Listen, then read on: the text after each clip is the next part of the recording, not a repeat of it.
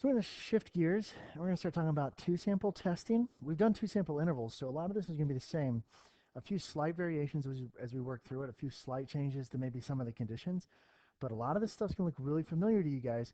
It's just now, listen, we're going to start setting up hypotheses and deciding whether we're going to reject or fail to reject. So um,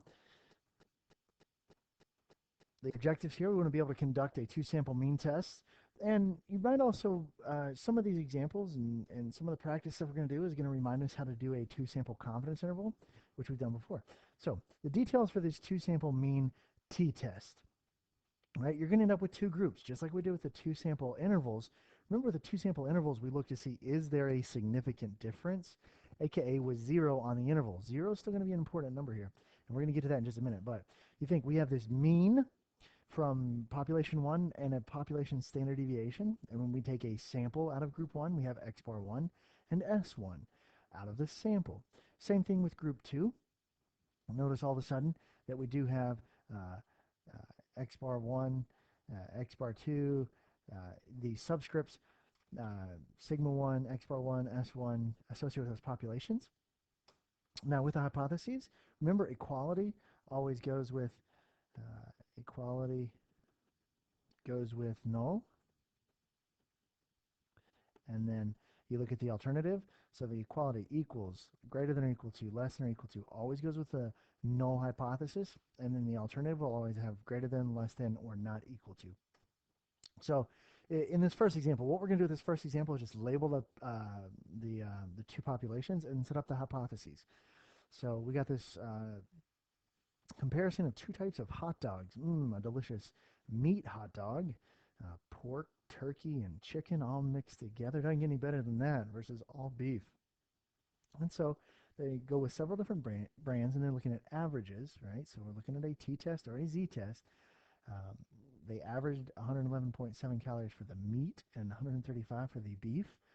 So apparently the combination of pork, turkey, and chicken looks like it's cutting down on calories for those of you out there that are interested. And so they're interested, is there a difference? So the first thing that we want to do, and this is similar to those intervals, label the populations. We'll go population 1 meat hot dog, population 2 beef hot dogs. And so the first one, it's basically just saying the average calories are equal. There is no significant difference, right? No sig diff. Uh, no significant difference in the two groups versus maybe there is a significant difference. mu1 is not equal to mu2. The next example, the Core Plus Math project, Common Core, if you will, this innovative approach using a lot more group investigation and whatnot. They've done some field testing on 36 high school students over a 3-year period. They're going to compare the performances. Um, they are interested in, are we seeing improved test scores? That's a good word to use right there, improved. So first off, let's label our groups. So population 1, CPM, MP, and then population 2, not, or traditional, right? And then, so the first one, if there is no difference, then the average test score should be the same, right? Average scores are equal versus this improved test scores. Well, that would be an indication that we want greater than the other. Right? So conditions, very quickly, you should know the first one. It's very straightforward.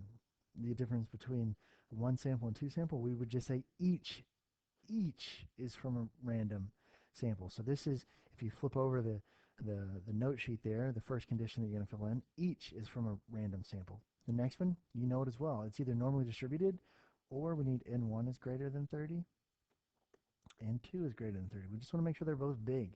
25, 20, some people would say. Our cutoff has always been 30, but that's definitely not the hard and fast rule. And then the other thing with these two samples, we want to make sure the two groups are independent. And really, it's just a matter, you think through it. So someone's not independent, husbands in one group, wives in the other. Obviously, there's a connection there. They probably think very similarly. Um, not independent, pre-test and post-test grades. If it's the same person, there's other things that are happening here. So we'll move forward on to the test statistics. So what this will look like for us, we've got a t. The big difference here, we're now looking at, we're testing for a difference in the averages. So what we'll end up doing with t star, the t value, x bar 1 minus x bar 2, right? Your statistic minus your parameter, right, would be mu 1 minus mu 2. Is there a difference? Over, and then if you look on that sheet, you're going to see, oh, excuse me, don't need that. If you look on that sheet, you'll see this will be s1 squared over n1 plus s2 squared over n2. Now, if it's a z-test, a lot of this looks exactly the same. We're testing, is there a difference between the two averages? So we got x bar 1 minus x bar 2, mu 1 minus mu 2, and then over, and instead of s's, this is the only difference. We have sigma 1 squared over n1 plus sigma 2 squared over n2. Now this is the one, that standard deviation is the one that's in your chart on the yellow sheets. But if it's a t-test, we just use s's instead of t's. Back to the test statistic real quick. If it's a t value right there, the degrees of freedom, remember we're going to let the calculator tell us. Right? So one sample test, it was just n minus 1. So one sample, remember it's just n minus 1. Two sample, it's a lot more complicated, and we don't have to calculate that by hand. We're going to let the calculator tell us as we do it. So let's look at this one example. These coffee stations, we've actually done this. We did this with a two-sample t interval before, but this time we're going to do a two-sample t test to see if people are more honest in their giving when they see a picture of flowers versus a picture of eyes looking at them.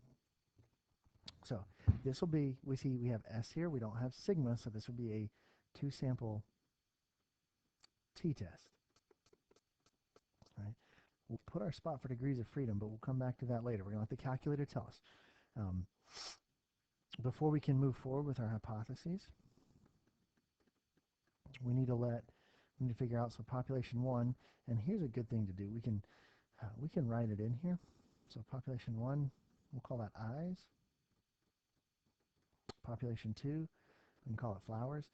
What we could have kind of snuck away and just labeled population 1, just somehow indicate which group is going to go with the subscript 1, which one's going to go with subscript 2. So for us, the null here, there's no indication of greater than or equal to, less than or equal to. So we're just going to assume that they're equally, the average is equal.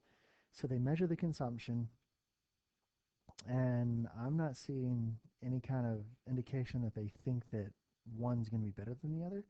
So we're just going to do not equal to mu2. Now it's time for the mechanics, or excuse me, the conditions. Both random.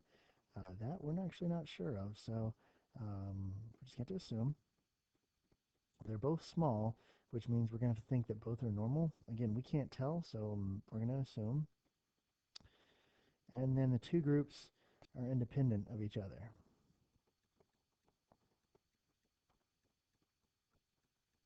So if somebody gives, the giving with hours shouldn't affect if you're going to give with flowers, if you'll excuse me for the pun. Now, we'll go ahead and set up our test statistic here. So this is a t, right? We have a t test. X bar 1 minus x bar 2, so 0.417 minus x bar 2, 0.151. Now, mu 1 minus mu 2, we don't know that. And I'm going to show you a trick right here in just a second, but we can go ahead and put these values in. 0.1811 squared over n1, which is 5. Remember, this is always plus down here at the bottom because you always add variances, and we sure enough, we are doing variances because we're squaring these over 5. Now, the trick is this mu 1 minus mu 2, we don't have a value for that. But if you look back up here, if we take a look at our null and our alternative hypotheses, if we move everything to one side, in other words, subtract mu 2 from both sides in both of these, what we end up with, mu 1 minus mu 2 equals 0. And then versus mu 1 minus mu 2 is not equal to 0. In other words, if we subtract these things and we get a number, that tells us that there's a difference in the average. Versus if we subtract these two things right here, and they equal 0, that would mean that those two numbers are essentially the same. So now all of a sudden we do have a value for mu1 minus mu2. It's 0. I'm not typing all this into the calculator in terms of all this craziness. We're just going to go through, and I'll show you in just a second. We'll just go ahead and pull up our calculator and put the data in and let the calculator do the work for us. So here we go in the calculator. I'll actually pull one up right here on the screen so you guys can follow along with me. Stat. We'll go over to our tests. We have a two-sample t-test. Hit enter.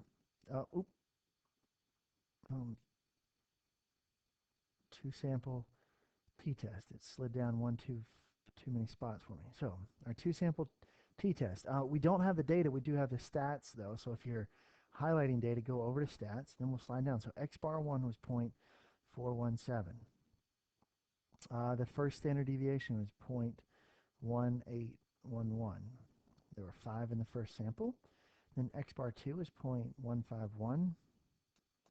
Second standard deviation, 0.067. And then the sample size of the second one was 5. We did do not equals to. Again, pooling, leave it off. We'll talk about pooling a little bit more later in the unit. Go and calculate it so we have all the data we need. So we have a t-value of 3.08 and a p-value of 0.027. There's our degrees of freedom, 5.07. So let's go back to our example real quick. So fill this in. That was 3.08. So we're pretty far away from the mean, if you will. Let me actually clean this up a little bit, and we'll put it all in the same color. So if we wanted to draw a curve, it's a two-tailed test. 1, 2, 3. 3.08 would put us right about here. There's negative 3.08, and then here's 3.08. Tiny little bit way out there. So that would give us a p-value. All right, so we'll use alpha equals 0.05. Our p-value that we ended up finding was 0.027, I believe. So 0.027 less than 0.05, which would lead us to reject the null. Right, which means we're going to go with HA. You don't have to write that, but I'm just again reminding you. So we're going to go with HA. So for us, evidence suggests that there is a significant difference in average amounts given